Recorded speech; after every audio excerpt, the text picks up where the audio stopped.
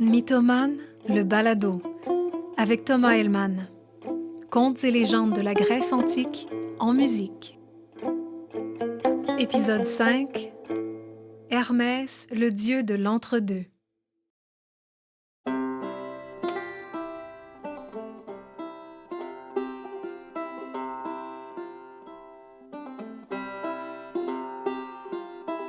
Un jour, Zeus, le roi des dieux, tomba amoureux d'une étoile. Une étoile qui s'appelait Maia. Une nuit, alors que sa femme Héra dormait profondément, Zeus s'échappa et alla rejoindre Maia dans le secret d'une grotte lointaine. Le lendemain matin, Maia accoucha d'un bébé. « Il est venu vite, celui-là !» s'exclama Maia.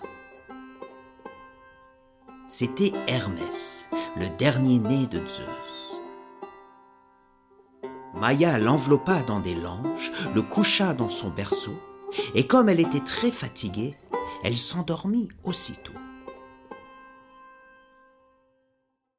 Mais dès que Maia s'endormit, le petit bébé ouvrit les yeux, ôta ses langes, sauta du berceau et courut jusqu'à la porte de la caverne avec ses petits pieds.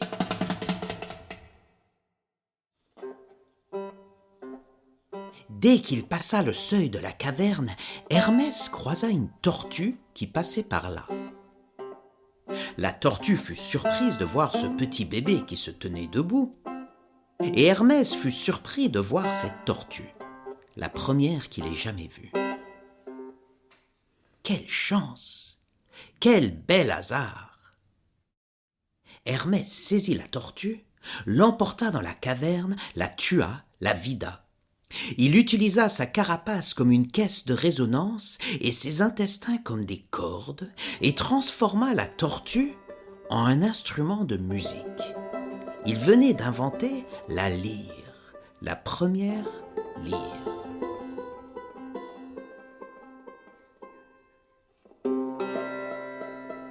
Hermès déposa la lyre dans son berceau, vérifia que sa mère dormait toujours et décida de sortir une fois de plus de la caverne. Il passa son nez de l'autre côté de la porte et se mit à courir à toute vitesse dans le vaste monde. Jusqu'à ce qu'il arrive devant un grand champ paisible où il vit le troupeau d'Apollon, un troupeau de 100 vaches divines. Très belles, toujours les mêmes. Elles ne se reproduisaient et ne mouraient jamais. Elles étaient toujours présentes dans ce paysage immuable que surveillait Apollon, le puissant dieu de la raison, de l'ordre et de l'harmonie.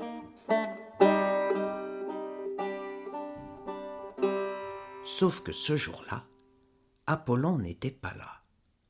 Il était supposé surveiller les vaches, mais il était trop occupé à faire la cour à une jolie nymphe dans une vallée voisine.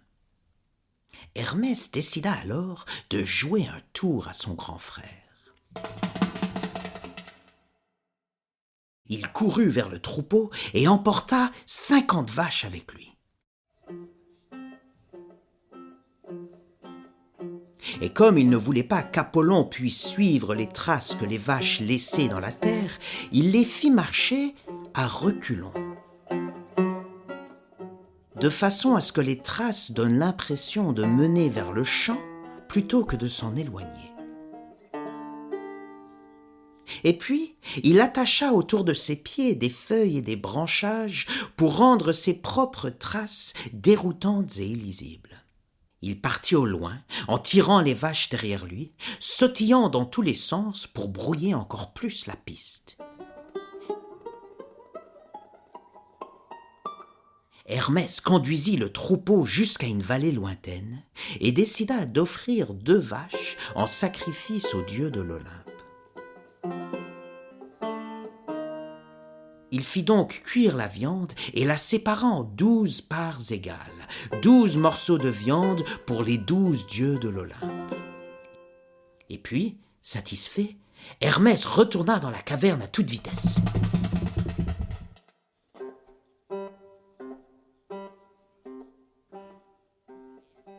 Mais là, sa mère l'attendait, les bras croisés. « Mauvais garçon, où étais-tu ? Voleur, voyou qui disparaît dans la nuit, tu vas causer bien du tourment aux mortels et aux dieux. » Et Hermès répondit: « Il n'y a pas de raison pourquoi nous on devrait languir pour l'éternité dans cette grotte alors que les dieux sont confortablement installés dans l'Olympe. Si Zeus ne veut pas m'accorder la place qui me revient, je la volerai. » Le lendemain, Apollon, furieux, découvre le vol. La moitié de son troupeau a disparu. Il essaye de suivre les traces, mais il n'y comprend rien. Toutes les traces mènent vers le champ. Et puis il y en a d'autres, encore plus bizarres, qu'il n'a jamais vues de sa vie. Ce ne sont pas des traces de léopard ou de cyclope ou de centaure, mais qu'est-ce que ça pourrait bien être ? Lui, le dieu de la divination, il n'arrive même pas à lire ses traces dans le sable. À ce moment-là, un grand aigle noir apparaît dans le ciel. Et ça, c'est un signe qu'Apollon est capable de lire. Il comprend que celui qui lui a volé son troupeau est un dieu puissant, sans doute un enfant de Zeus.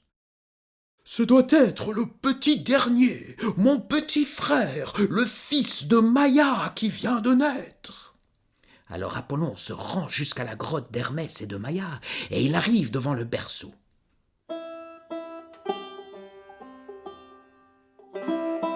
Hermès est couché, emmitouflé dans ses langes, il suce son pouce et fait semblant de dormir. « Petit voleur, dis-moi où sont mes vaches ?» dit Apollon. Hermès fait semblant de se réveiller, tout surpris, il bâille et dit: « Mais Apollon, mon grand frère, regarde-moi. Je suis juste un petit bébé de 1 jour. Je ne peux pas avoir volé tes vaches. Tout ce que je veux, moi, c'est mes couvertures et ma maman et sucer mon pouce tranquillement. Regarde mes petits pieds. Je ne peux pas marcher bien loin. Et regarde mes petites mains. Je ne peux pas tirer une vache, encore moins 50. Et puis d'ailleurs, je ne sais même pas ce que c'est une vache, j'en ai jamais vu, j'en ai juste entendu parler. » Apollon éclate de rire. « Oh, oh, oh, oh, oh. Mais il est vraiment incroyable, ce petit. Quel impertinent, quel effronté. Oh, oh, oh, oh, oh. » Et puis il essaye de redevenir fâché. Il saisit le bébé dans ses mains et se met à le secouer. « Si tu ne me dis pas où sont mes vaches, je te jette au fond de l'enfer, dans les eaux bouillantes du Tartare. » Et puis il entend... Le bébé Hermès a fait un prout. Apollon le laisse tomber par terre. Et puis quoi encore ? Hermès s'assoit sur ses petites fesses emmaillotées et lui dit: « Écoute Apollon, si tu veux vraiment régler cette histoire, allons voir le roi des dieux. Après tout, c'est notre papa tous les deux. » Alors les 2 frères se rendent en Olympe. Les dieux sont rassemblés, tout le monde veut voir qui est ce nouveau dieu qui a réussi à berner le puissant Apollon. Ils voient Apollon arriver avec un petit bébé dans les bras et se mettent à hurler de rire. Oh, oh, oh, oh, oh, oh, oh, oh. Apollon s'exclame: « Vous avez tort de rire, ce petit bébé a volé mes vaches. C'est un voleur et un menteur et il est très malin. » Apollon raconte toute l'histoire. Et puis c'est au tour d'Hermès qui s'adresse directement à Zeus. « Ô Zeus, mon père, puissant roi des dieux, protégez-moi de ce grand frère qui est une brute et un batteur d'enfants et qui s'excite pour rien. Vous voyez bien que je ne suis qu'un bébé et les bébés ne volent pas les vaches. » Zeus sourit. Il est fier de son petit dernier qui fait preuve de tant de malice et d'éloquence. Oh, oh, oh, oh, oh. Ça suffit, Hermès. Je suis le roi des dieux et je vois tout. Tu ne peux rien me cacher. Maintenant, va montrer à ton grand frère où tu as caché son troupeau. Oui, papa, tout de suite. Apollon et Hermès se préparent à partir, mais Zeus les arrête. Un instant, Hermès. Quand tu as sacrifié les vaches aux dieux de l'Olympe, tu as fait 12 parts égales, une part pour chacun des dieux. Or, je regarde autour de moi et je ne vois que 11 dieux de l'Olympe.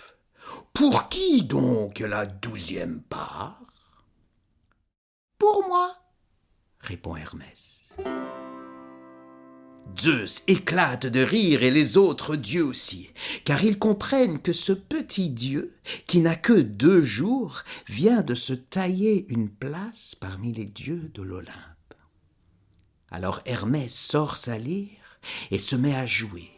Une musique magnifique se répand pour la première fois dans le monde, et Hermès chante une chanson envoûtante qui raconte l'histoire d'un petit bébé qui vole un troupeau et gagne sa place en l'Olympe.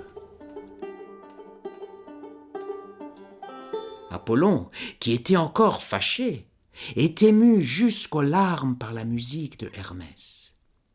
« Ô Hermès, petit frère, moi, Apollon, dieu de l'harmonie, jamais je n'ai entendu une chose aussi belle. » Hermès lui dit « Tu aimes la lyre, Apollon?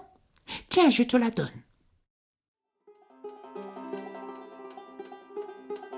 Ainsi Apollon reçoit le cadeau du petit fripon voleur et comprend que la beauté de la musique ne dépend pas tant de l'harmonie,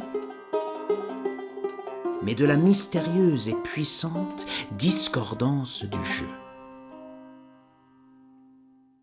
Hermès et Apollon deviennent les meilleurs amis. Et Zeus déclare que ce petit dieu éloquent et intelligent deviendra son messager. Il fera le lien entre les dieux et les mortels, entre les vivants et les morts. Il voyagera entre le ciel et la terre et l'enfer. Ce sera le dieu des frontières poreuses, des voyageurs, des routes et des carrefours. Hermès, dieu des échanges, des commerçants, mais aussi des voleurs, dieu des zones grises, du flou, de l'entre-deux, où tout devient possible.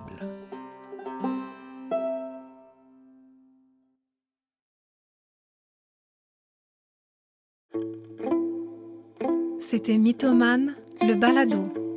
Épisode 5, Hermès, le dieu de l'entre-deux. Mixage, montage et musique du générique, Olaf Gundel. Narration et conseillère à la réalisation, Evelyne Charuet.